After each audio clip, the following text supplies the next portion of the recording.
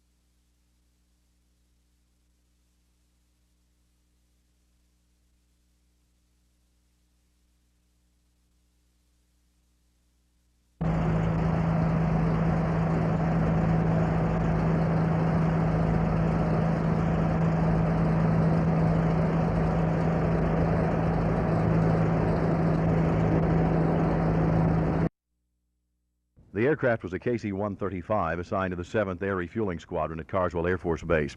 It had taken off at 8:30 this morning on a routine training flight, flying just in the immediate Carswell training flight area. That means it had not gotten out of the state of Texas on the refueling mission. Jack Jordan of Fort Worth was in his office just down the end of the runway at the time of the crash and described to Channel 8's Jim Green what happened. Jim, I was sitting at my desk and I'd noticed the plane had just come over, and it appeared to me that it was way too high.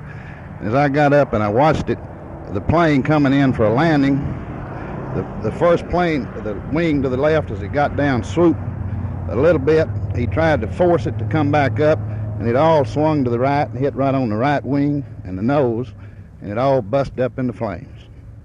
The body of the plane came to rest about 200 yards from the end of the runway. One engine was approximately 50 yards from the plane. One set of dual wheels was another 200 yards down the runway from where the plane struck.